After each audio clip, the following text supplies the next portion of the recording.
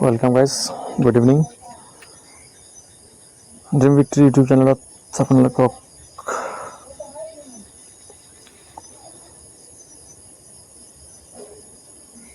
Welcome. আজি একটা বিশেষ আপডেট যেটাৰ কাৰণে সকলোৱে অপেক্ষা কৰি আছিল, সেইটো হ'ল CM অফিচৰ পৰা CM ছাৰৰ এটা পোষ্ট আপলোড হৈছে, যেটো হ'ল Assam direct recruitment grade 3 grade 4ৰ কাৰণে। সেইটো আজিৰ বিগ আপডেট, যেটো আপোনাৰ টুইটাৰত CM ছাৰৰ টুইটাৰত এইটো পোষ্ট কৰা হৈছে। সেইটো আপোনালোকে দেখিব পাইছে। বিগ আপডেট, যেটো মোৰ যেটো মনত হয়, সেইটো আছে HCM Dr. CM sir held a meeting to discuss and finalize the formalities for the recruitment of grade 3 and grade 4 employees, as well as the constables and sub-inspectors in the state police. দেখিব পাৰিছে আপুনি কিদৰে লিখা আছে। তাৰপিছত HCM reviewed all aspects of the recruitment process, emphasizing the importance of maintaining integrity and transparency in the examination procedure. তাৰপিছত লিখা আছে যেটো হলো the recruitment process is scheduled to commence in September. সেইটো হইল কি যে আপোনাৰ grade 3 ABUB grade 3 ABUB grade 3 grade 4 আৰু ABUB Assam police ABUB Assam পুলিচৰ সাব ইন্সপেক্টৰ যেটো এক্সাম হয়, সেটো আপোনাৰ সেপ্টেম্বৰ মাহত অনুষ্ঠিত হ'ব। তো মই ভাবো যে 50 ডেজৰ মধ্যে এটো প্ৰিপাৰেচন কৰাটো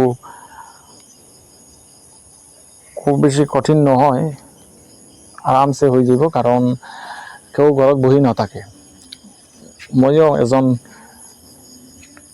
প্ৰিপাৰেচন কৰিছো, মইও এজন আসাম ডাইৰেক্ট ৰিক্ৰুটমেণ্টৰ কেণ্ডিডেট হয়। মই প্ৰিপাৰেচন কৰিছো 3-4 মাহ আগত থেকে মই প্ৰিপাৰেচন কৰিছো।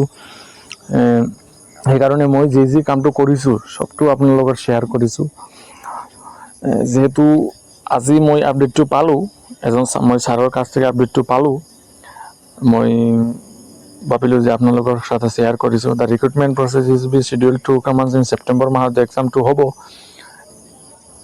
সেপ্টেম্বৰ এতিয়া চলি আছে জুলাই, আগষ্ট, সেপ্টেম্বৰ আৰু 50 ডেজ আৰু আপোনালোকে পাব। মই এটা কম যে আপোনালোকক যি তৈয়াৰীটো স্লো ভাবে কৰি আছে, সিহঁতৰ লোকক মই কম যে আপুনি প্ৰিপাৰেচনটো ফাষ্ট কৰক। 50 ডেজৰ ভিতৰত প্ৰিপাৰেচনটো কিদৰে কমপ্লিট হয়, সেইটো আপোনালোকক চাওক, দেখক কি কৰা হয়। যেহেতু আজি CM ছাৰৰ পোষ্টৰ মধ্যে ক্লিয়াৰভাৱে এইটো কোৱা হৈছে যে recruitment process is schedule to commence in September মাহত। সেপ্টেম্বৰত ডিআৰই গ্ৰেড 4 গ্ৰেড 3 গ্ৰেড 4ৰ আসাম পুলিচৰ কনষ্টেবলৰ, তাৰপিছত আসাম পুলিচৰ সাব ইন্সপেক্টৰৰ এক্সাম সব হৈ যাব। তো আপোনালোকক ৰেডি হওক এক্সামৰ কাৰণে। যেটো এটা মই কম এটা বিগ আপডেট, যেটোৰ কাৰণে মইও অপেক্ষা কৰিছিলো যে ডেটটো কবে হ'ব, ডেটটো এক্সামটো কোন মাহত হ'ব, পূজাৰ পিছত হ'ব না পূজাৰ আগত হ'ব। তো এতিয়া ডেটটো পাই গ'লো, মইও পাই গ'লো, আপোনালোককো পাই গৈছে। প্ৰিপাৰেচন কৰক, এনেদৰে প্ৰিপাৰেচনটো কৰক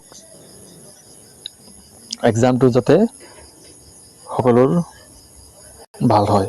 আপোনালোকে দেখিবলৈ পাৰিব আজিৰ মিটিংটো হৈছে, এই যে মিটিংটোৰ ফটোটো মই দেখাই আছো আপোনালোকক।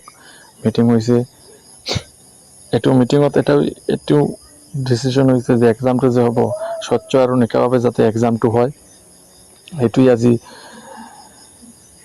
মিটিঙত আলোচনা হৈছে। তো ৰেডি হওক আপোনালোকক, এক্সামৰ ডেটটো আপোনালোকে পাই গ'ল। ঠিক আছে, ধন্যবাদ। নেক্সট কোন আপডেট পাইলে মই আপোনালোকক শ্বেয়াৰ কৰিম। ধন্যবাদ। এটা লাইক কৰি দিব, যদি ভালো লাগে চ্যানেলটো সাবস্ক্ৰাইব কৰে নেব।